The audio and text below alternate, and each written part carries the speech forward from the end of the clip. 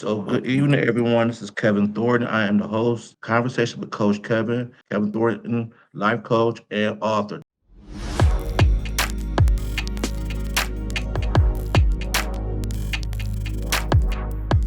Today, I have a super exciting conversation I want to start with you guys. This person is someone I have followed for a minute. He is a chef. He was on Top Chef first season one. He was on a show called Private Shelves of Beverly Hills, and Yeah. he's also on season 2011 of Bar Rescue. So he has been doing a lot of major things. Currently, he's in Tucson, Arizona, um, getting ready to take over, Reopen. reopen, and take over Arizona. Without further ado, I have Chef Brian Hill. How you doing, sir? Yeah, man, it's beautiful.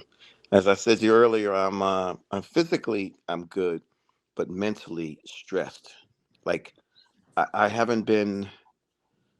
I mean, I was stressed a little bit when I Mm, had the racism hit me in D.C. with my first restaurant. I was stressed mm, a little bit, but not that much because we expect racism, right?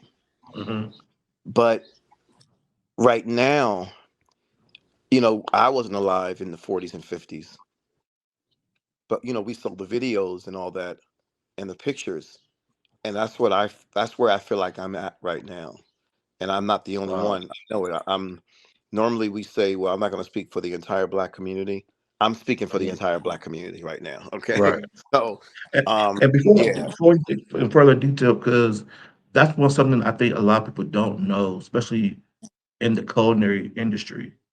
You don't see a lot of, I think, African Americans, whether male or female, getting the opportunities that others get. So when you see all these competition shows, you don't hardly ever see us, or if we do, it's not that many of us that's given the opportunity. And you Well, know, go ahead. it's okay. So, all right. Let me say this.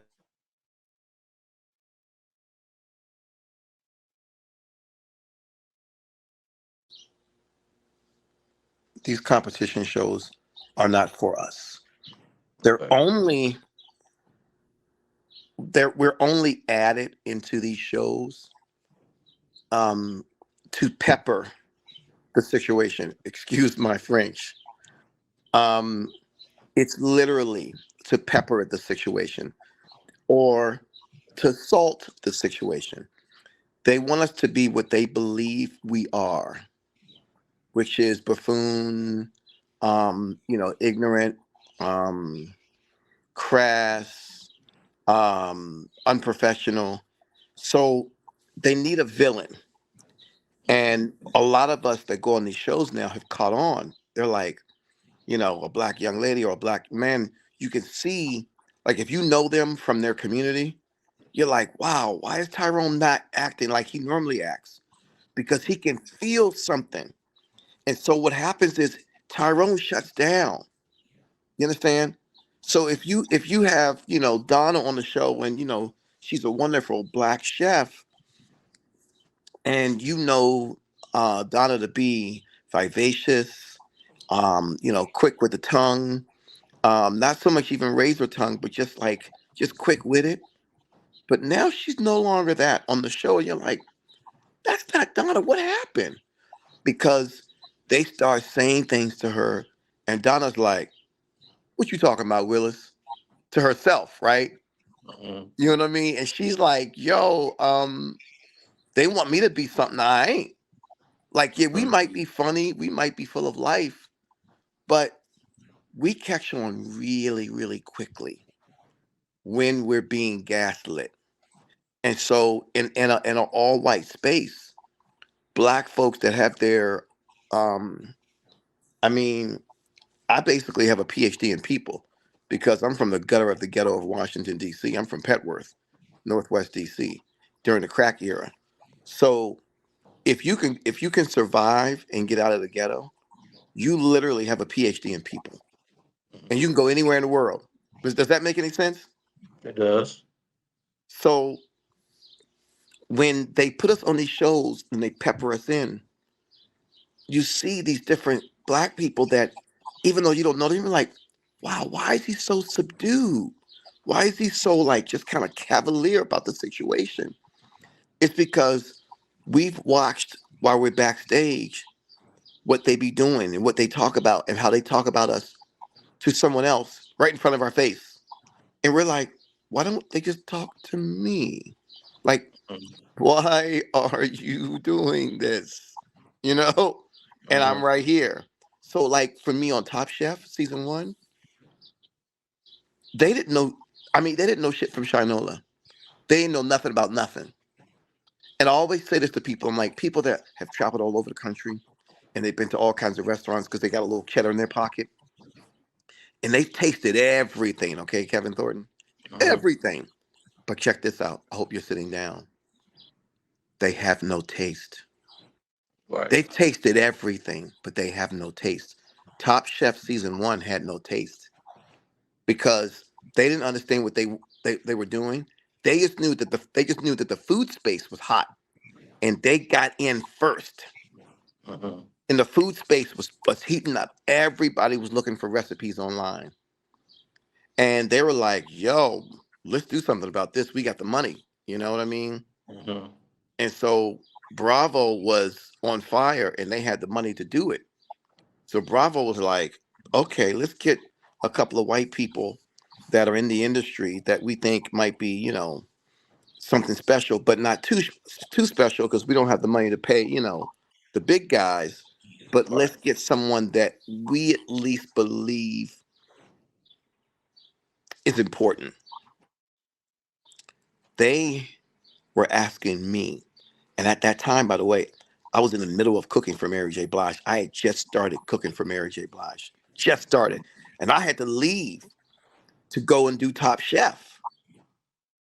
And she was like, "Just come on back when you finish." That's why, and I'll get to how dope Mary is a little bit Yeah. later. But they literally treated me like a second class citizen, and they ignored me. But yet they kept asking me, "So chef, what do we do on this? So chef, what do we do here? So chef, what do we do there?" But they weren't paying me the chef consultant money, Mm-hmm. and they were also trying to gaslight me Gaslight me. because remember, I told them I was from the I was hood. from the hood. Excuse me. So what they tried to do was tell my other folks that I was competing against that I'm from the hood to then cause a controversy. And they tried to say like, hey, you know, one of your other contestants was talking some smack about you. What you gonna do about it? I was like, I'm just gonna kill in the kitchen. They wanted me to be that angry black man. Are you with me? You understand what I'm saying? That's crazy. So that's So, production. So that's production come to you saying this stuff. Okay. and so production is saying to me on the back end, hey, your other contestants are talking smack about you. You should confront them. You see, Mm-hmm. because they need me to do it. Because see, remember, I need to be the angry black guy Right. because it don't work. If it don't work, it don't work. See, remember, one thing about this country, it was built on racism, right? But it's Mm-hmm. also racism is also, and I hope you're sitting down. Racism is a team sport. Everybody's got to be involved. Okay, everybody's got to be on the same page, and all the production, the judges, everyone was on the same page. They were on the same team working against me so they can continue to win. So if it wasn't Top Chef, it was Bar Rescue.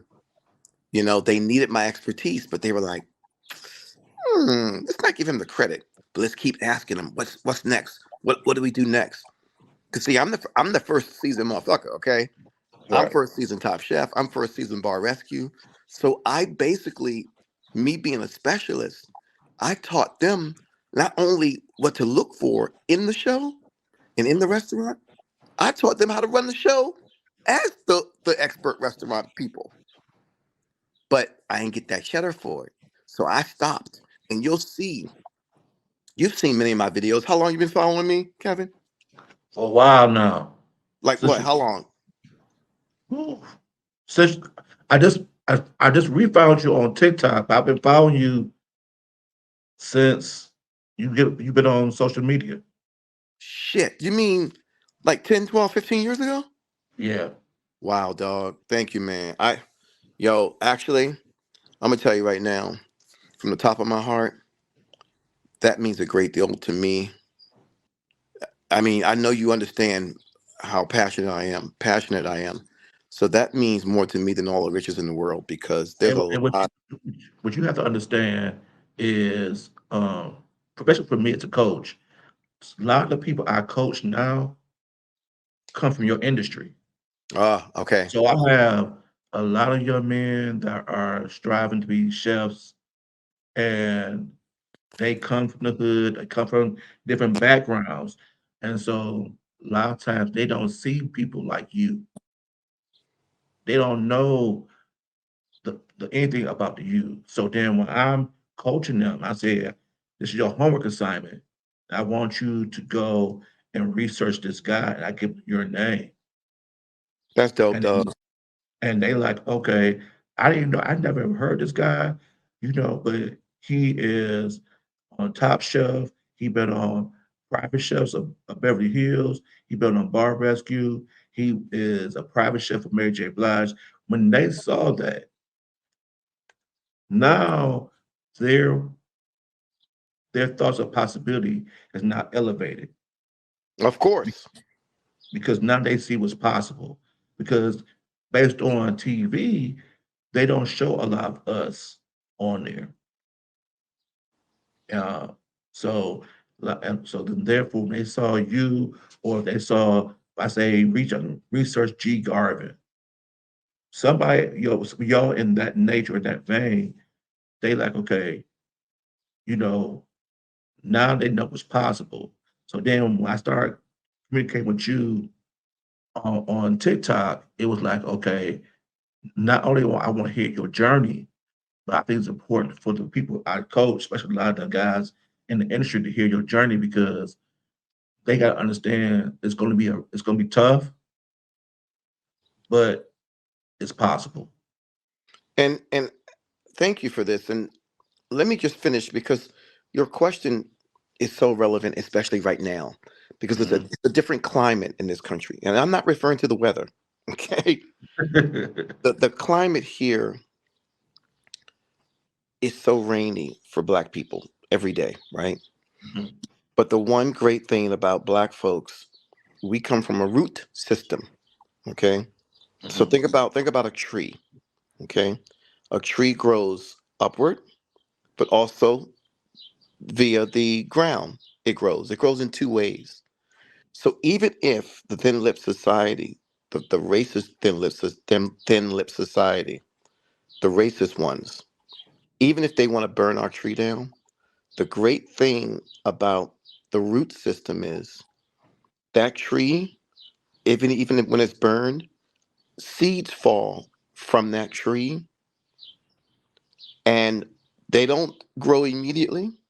It might take a month, it might take a year, but no one can ever stop our growth because black folks come from a root system. Mhm. And you can burn what you can see, but our roots go down so deep Right. and we're so resilient because we have redundant systems.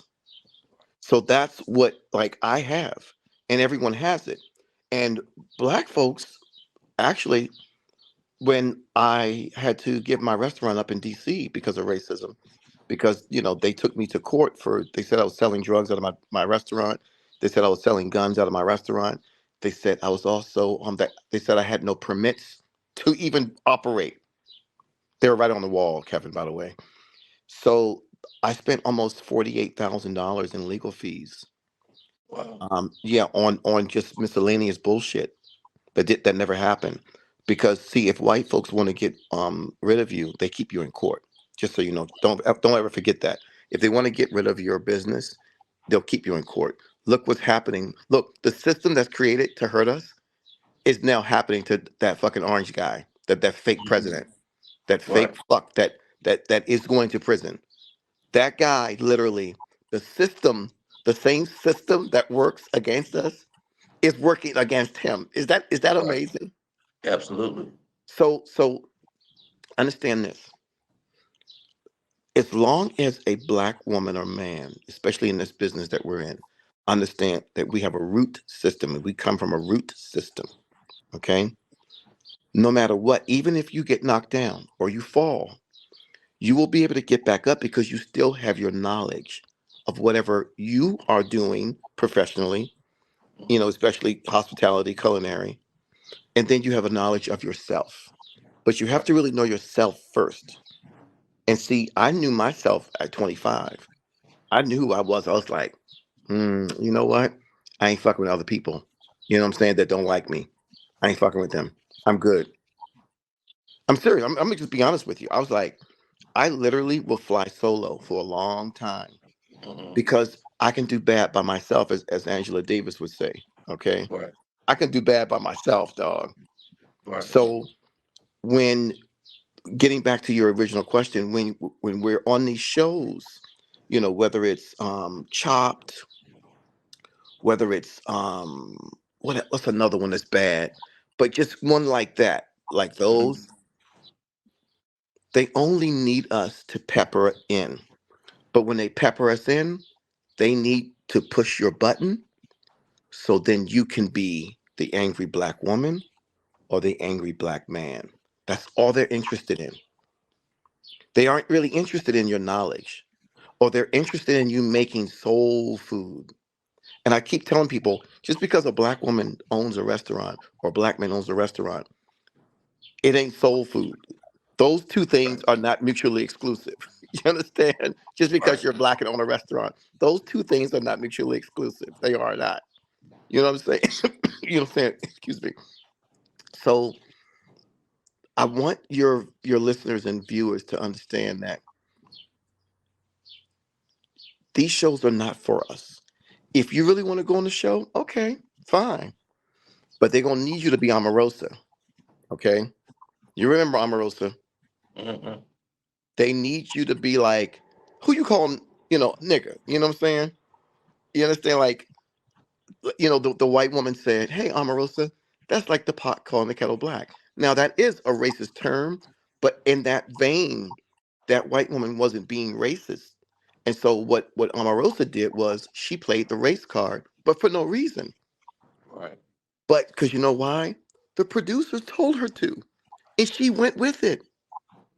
So black folks might think that they're famous. No, you're infamous. No one, when people see me, no one says, "Oh man, I remember the episode where you fought that guy, or you cursed that guy out, or you threw some grease at him, or you threw some hot water at him, or you you know uh, turned the table over." Do you understand? No one comes up to me saying anything like that. You know what people come up to me saying? What's Man, that? man, you mad passionate. Man, when I see you on TV, man, you passionate, man. I don't care if it's a dude or a woman. They're like, man, you passionate and you really love cooking, don't you? That's what they say to me. But if you look at the Housewives of Atlanta versus the Housewives of Beverly Hills, do you see actual physical fighting on Housewives of Beverly Hills? No. No. But you see it on Housewives of Atlanta. And Right. they took the bait. The producers is all white producers for Atlanta, and they fucking fight. They make them fight. Well, no one can make you do anything, but they pepper the salt in. Okay, like that double entendre. They pepper in the salt, and they get everybody fired up. And now you got black people physically fighting each other, and now having warrants against them, going to jail, bankruptcy, because just like Kanye said, I think it was in Graduation, the album Graduation. He said, um, you pull up in a Mercedes, Mhm. as a black man, but you still a nigga in a Mercedes. You Right. understand? But Yeah. that's why I don't forget. I don't want to be anything but black. I'm black 9 days a week, Kevin. Do you understand me? They invented 2 more days for me. So, I mean, I know I'm spending a lot of time on that one question but because the reason why, Kevin, I get probably 30 DMs a week Mhm. from all over the country asking Chef, I saw this thing on Craigslist to be on, this reality show, cooking reality show. How do I get on it? Do you know anybody that can get me on there? I'm like, first of all, even if I did, I wouldn't help you get on there because you shouldn't do it. Right. Because see, what happens is they think that fame turns into money. Not for us. Right.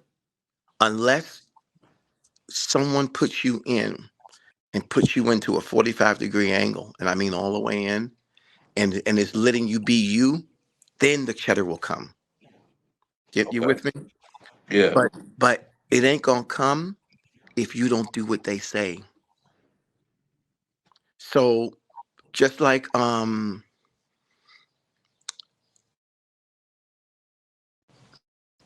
sorry, that was a phone call. Just like Tabitha, and this isn't disparaging to her. Mm. Tabitha, the woman that cooks, I forgot her name. Tabitha Brown. I think so. Okay, she does that mammy voice, right? Hmm. Girl, what you? Oh, okay, you got apples. I got apples. Mhm. Hmm. So they need her to speak like that. I know people personally because I lived in LA for 13 and a half years. You know that. Right. I know people that personally know her, that worked with her, and they're like, she don't speak that way. And I'm like this, fuck. But she knew that if she wanted to get anywhere, she had to play mammy. Think about the Neelys. Remember the Neelys? Yeah. Boy, what you doing over there? You making fried chicken? Go ahead, girl. Give me that. Give me that chicken. Give me that chicken. And so white folks get a kick out of that because it reminds them of slavery and post-slavery after Emancipation Proclamation of, Right. blackface and shucking and jiving, you know, what's his name dancing with Shirley Temple, tap dancing. Right. That's what they need. They need me dancing with Shirley Temple, but in a blackface on these shows. And I don't dance on command, Playboy. You Right. understand? And I'll never dance on command ever because I love what I do too much and I love me too much. Right. So if the black woman or black man can say, wait a minute, you know what? Let me create my own shit. Right. And people, let me tell you right now, people are eating up anything culinary. Mm. Anything. Let me tell you right now, I'm an activist. Even if when I talk about racism, I'm still getting, you know, 14,000 to, I don't know, maybe, 60,000 views per video. You know what I mean? Right. And I only have 71,000 followers on TikTok. You know what I'm saying? That's light work. But that's why when I reopen in my ghost kitchen, I'm gonna do a live every day for 1 hour. And on Wednesdays, I met this young lady um, on Facebook, and she does like makeup stuff, right? Hmm. Biracial young lady, and she grew up in white spaces. She was adopted by a white family. Hmm. She literally talks about how the racial stress changed the way she ate. The racial stress literally almost killed her Really. because she was picked on in these white space schools where she grew up.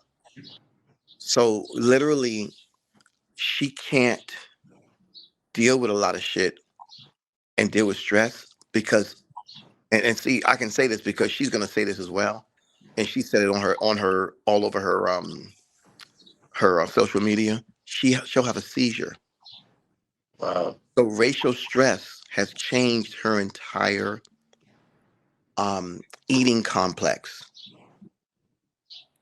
I mean, Doug, I know I'm going on and telling stories, and but there's so many different variables to that one question you had Yeah, about people, black folks, young ladies, young men wanting to get on these cooking shows, these competition shows, and all of them are bad, but one person.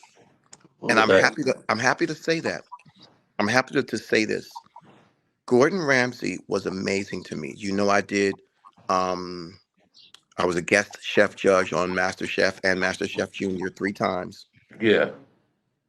This guy, he treats the lighting girl great, the sound person, the exec producers, the gaffers, the PAs. He treats everybody wonderfully, and no one is mistreated on these shows. Do you understand me? No one. Mhm. Even though he does his yelling and all that on Hell's Kitchen, let me tell you right now, off camera, he's like asking all the participants, "Hey, you guys okay? How you guys doing?" No shenanigans, dog. So Wow. I'm happy to at least say that Gordon Ramsay, he just happens to really be passionate, and we hit it off. We were drinking bourbon at 8 a.m. By the way. So if you see the one episode where I was drinking, well, I was sitting next to him, um for, yeah, Master Chef Junior, Mhm. we had bourbon in our glasses. It was 8:13 a.m. when we started rolling. I'll never forget that. It was 8:13 a.m. We were rolling at That's 8:13. crazy.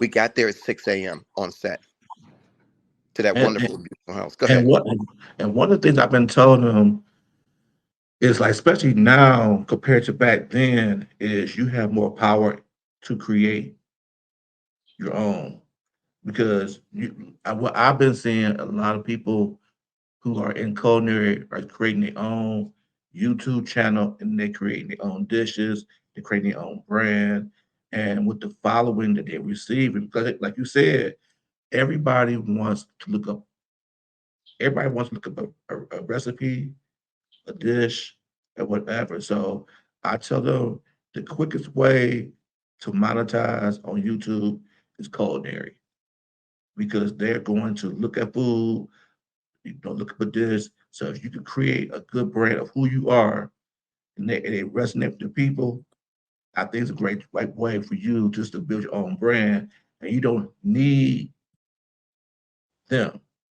And if they come to you, they should be able to come to you as you can tell me I'm wrong. If by the time if you have a big enough brand on YouTube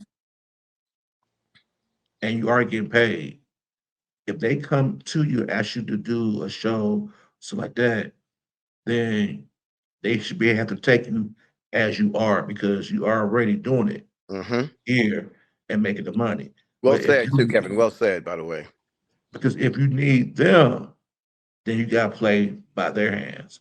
But if you already coming and you got 500,000 to 1 million subscribers watching you all the time, and you get monetized left and right by YouTube, get your own seasons, all type of stuff. Now you don't really need Bravo. You don't really need a Food No, Network. no, So when they come to you, they have to come to you correctly because you don't need them. no, you don't. And actually, channels are shrinking. Remember when cable became ultra popular, like late '90s? Hmm. There were like 2,200 channels. Hmm. Now, dog, like most of these places that um were production houses and channels, they're gone because they've been consolidated. Either Hmm. Netflix bought them or Paramount bought them or whomever. But Right. so what's going to happen is essentially is the smarter um makeup artist, the smarter chef, that it doesn't matter how she or he looks. I'm gonna tell you that right now. I never thought that, but I know it now. It doesn't matter how they look. If they are passionate, and I'm saying that for context, because people think, oh, well, she's so pretty and this and that. That don't work anymore. Pretty don't work. Just, you know what I mean? Right. Folks want substance. You understand what I'm saying? So it Right. doesn't matter how you look. So I want people to know, if know that you're beautiful, period. You understand what I'm saying? You're Exactly. beautiful, period. So don't, just because you're not looking like Denzel, you understand? Don't let that hurt you. Hmm. You know what I mean? Like, say, yo, you know what? I'm dope. I do dope shit. You know what I'm saying? I'm passionate. Let me go into this. You know what I'm saying? Don't worry about your weight. If you have passion, Right. people want to see passion. Right. That's what they want. They want it real from you. They want to know what's going on in your life. How I do it. You know what I'm saying? That's why I get 15 to 20 DMs a week asking, Chef, what do you think? Should I'm in tax right now, doing taxes. I'm a CPA. I want to be a chef. How do I start? Keep telling people culinary is the new university. People that want to change their jobs and be culinary, it is on the rise times 11. It is. But what do you, okay, so to segue into that, what do you recommend? Because I know here in Atlanta, a lot of top culinary schools are closing down. Yeah, So because like because you know why? 'Cause I love you. Go ahead, continue first, and I'll answer. because like the Cordon Bleu has closed down here in Atlanta. I think the Art Institute has now cut their program as well. So what do they where do they go to learn culinary unless they just become self-taught? It's a great question. It's the best question ever because um you probably know I said this via Facebook probably 10, 12, 15 years ago. Culinary schools are very 70s. Their curriculum, that French curriculum, is dead. No one eats like that anymore. No one eats all these cream sauces all day long. Am I correct or am I wrong? You're correct. So that French curriculum, because that's what that is. All those culinary schools, even the Art Institute, it's a French curriculum. No one's Right. interested in eating French food anymore. No one. They might do it if they go to Paris and go to Montrachet. They're like, oh, okay, I'm here, so let me have some creamy, shrimp dish. But ordinarily and everyday living now, you got to be nuttier than a 20-pound bag of peanuts to think that you're going to continue teaching French curriculum culinary to people where now clean cooking is not just a thing, it's a way of living. It's way of life. Come on. So understand this in its truest form, okay? There's a dish, you know, uh, maybe a pesto pasta, right? Hmm. People still like pesto, but it's old. It's old. It might be a favorite of yours, even yours, Kevin, might be a favorite of yours. But if that's on a menu these days, people are like, oh, okay, pesto. Okay.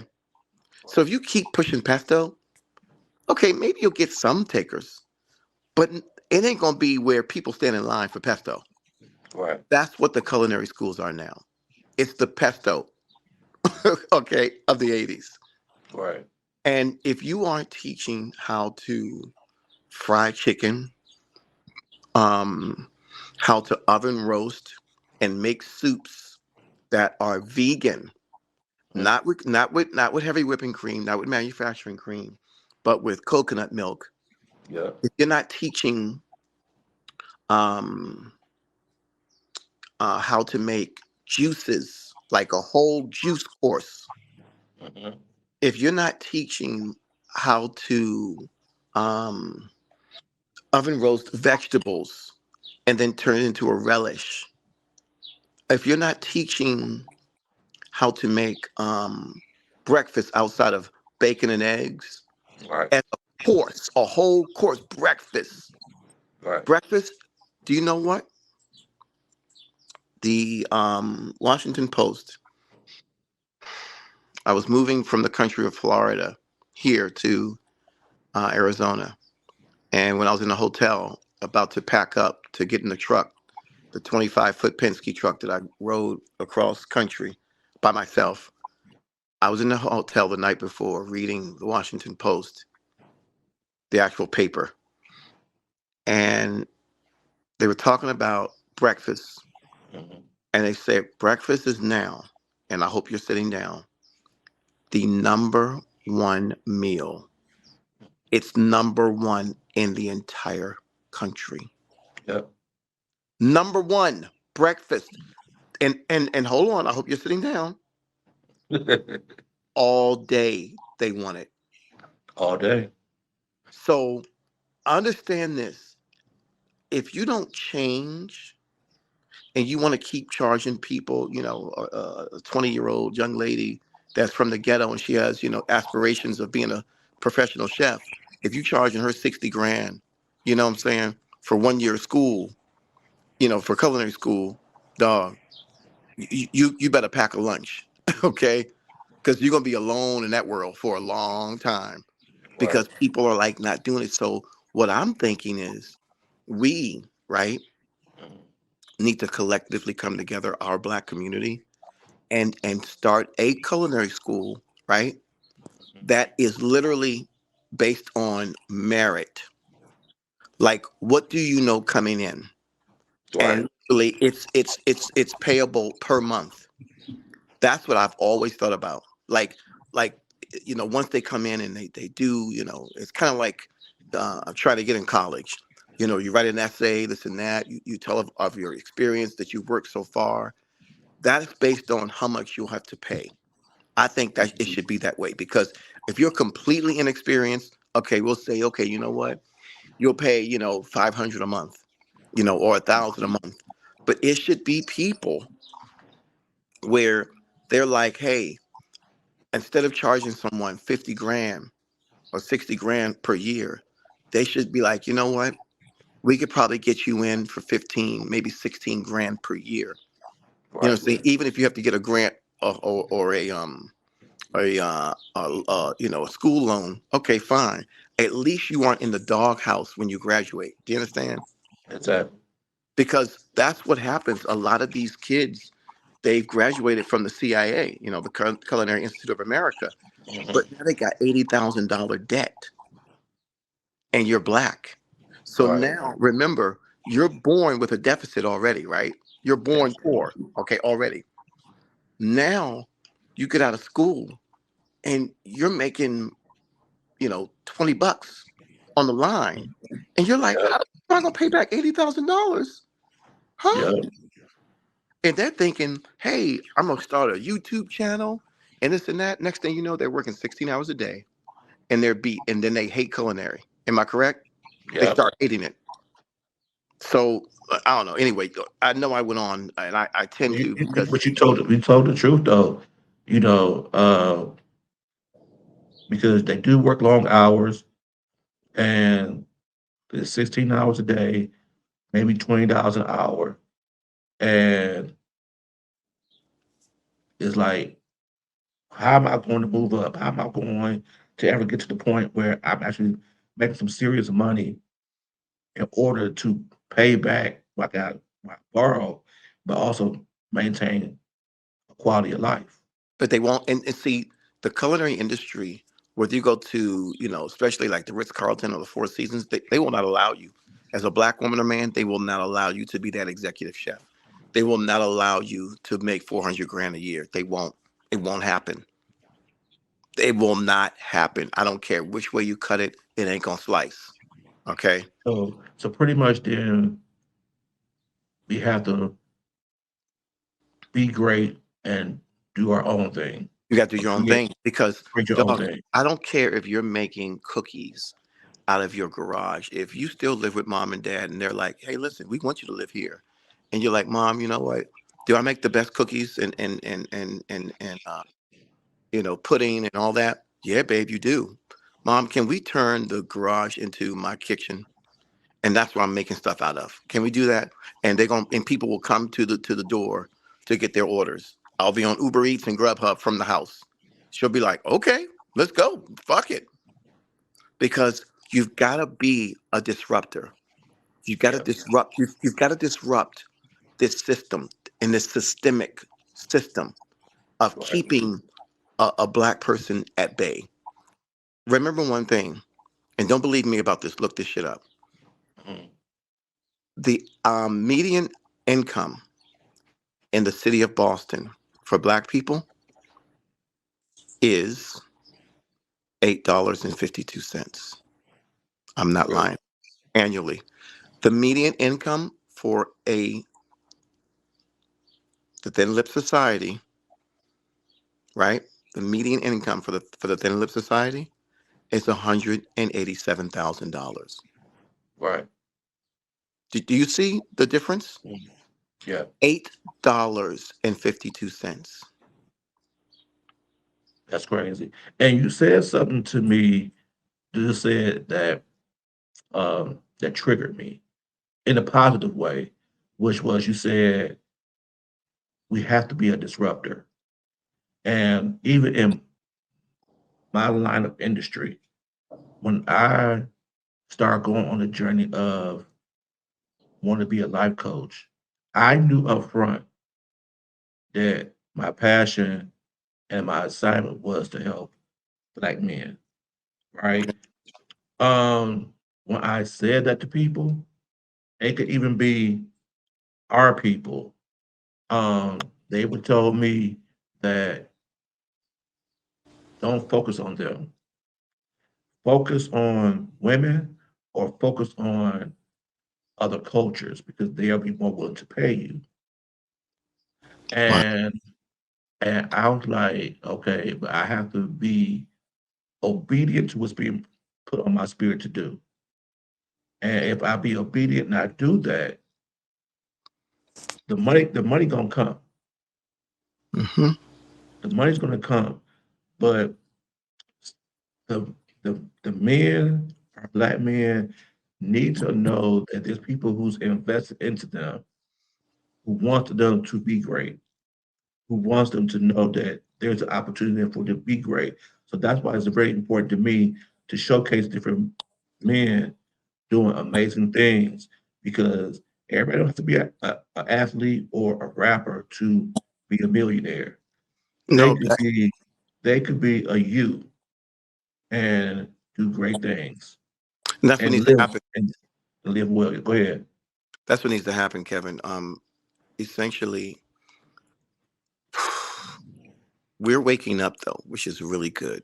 As a Black community, we're waking up. I see it all over TikTok and Instagram. We're waking up, and it's coming faster. First, it was slow back in the '90s and 2000s. It was slow, but now we're seeing that the system really is a system. But what has come out of Pandora's box is it's a system not just of racism. It's a system of hate. Mhm, And like remember, like I said, I watched Don Staley, the coach of South Carolina, mhm, win what, 38 games or 48 games straight, no mhm, losses. She took the entire team, right, mhm. and got them on the same page. And hold on Yep. for a second. I hope you're sitting down. She got them on the same page, right? They all said, let's stay on that same page each game. Okay. That's when they won. Okay. Mhm, Remember, that's when it hit me. This just hit me when I said to you earlier that racism is a team sport. mhm, And if you speak this language to people that hate already our inconvenient tan, mhm, they're like, oh shit, you know what? We got to stop these Black people from coming together because if they come together, we have been taking their money, probably 82% of their money, for at least shit, 100 years. mhm, Now we got two incomes, you know, and let's keep this going because if we don't, we're in trouble. mhm, So that's when I was like, oh, if, hey, like, if you have, if you have someone, and I just, it's so hurtful to say, but I have to say this, but if you have someone, anyone that you can inspire tell them about Don Staley and how she got these youngins, these young ladies, and most of them were freshmen, to come together, right, to win. We can do that too, Mhm. because if we stop spending 82% of our money, at Levitt's or at the Mercedes dealership, and we spend it wherever we can in whatever black community, whether it's Toronto black community or it's, Nebraska black community. If we can do that and find and reach out to people, other folks, and find them, I know it's tough to do because you got to find, folks that make different things that you need. If we Right. can do that, then we're closer to the metal detector, you know. Absolutely. But we got to get that going first. I mean, listen, the sad part is when I was in DC, my own cousin, my own black cousin, okay, stole from me. Okay. Mhm. Um, my cousin, and some of the other young guns. And I purposely hired black kids in DC at my restaurant on 19th Street. I was 8 blocks from the White House. And so, and of course, during the Trump administration, that's what closed me down. I said to my girlfriend, I said, you know, they literally stole from me, but couldn't even do that right. Like, like they took my bank money, right?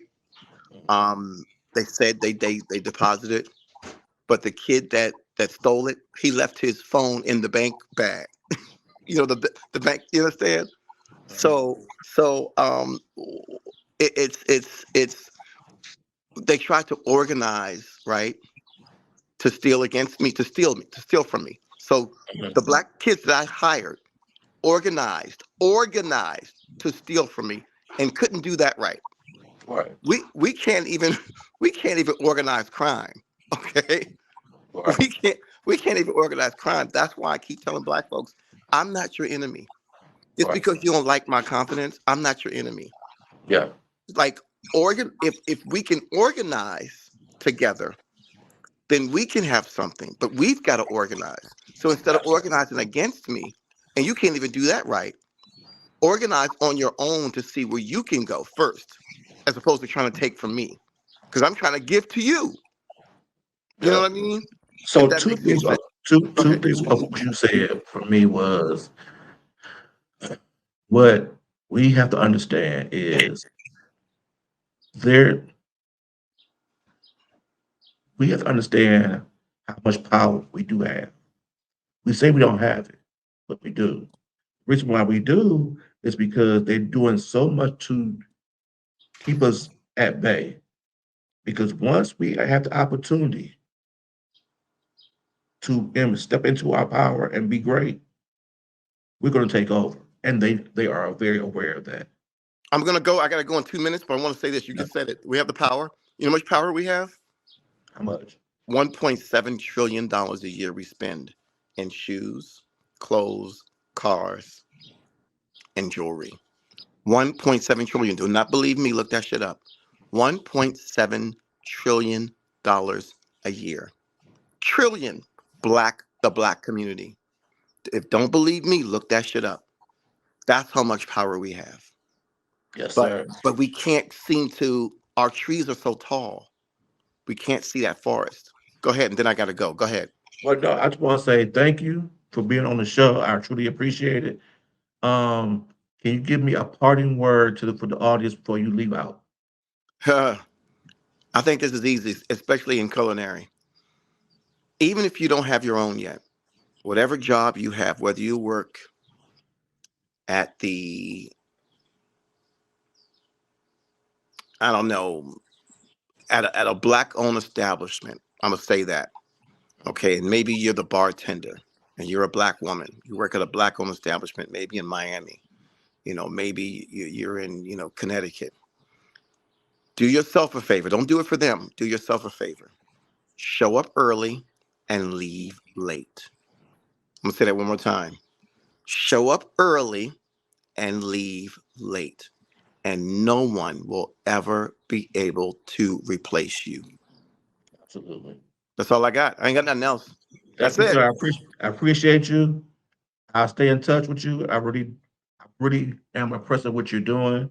However, I could be of assistance to you, I want to be. Just I'm know gonna that. give you the skinny soon, okay, and tell you what's going on, okay? All right. Thank you, Okay, sir. thanks, Kevin. All right. Bye bye. So that's the end of our next episode of Conversation with Coach Kevin. I want to thank Coach Chef Brian Hill again for an amazing interview. And before I sign off, I want to say thank you to all the followers, all the listeners who have supported me and my brand of I Am Love. For those who do not know, I have t shirts and hoodies that say I Am Love. And the reason why I created that brand is because in the midst of the darkness that we're in, um, we all are a light. And in that light, we are love. And so if we embrace ourselves every day and affirm that we are love and we walk, act, and speak in love every day, there's nothing no one can do to stop us. Because as you give out love, you're going to receive love. So those of you who want to support the movement, I have my Etsy account in the description box below. Support me. I greatly appreciate you. I love you. Peace.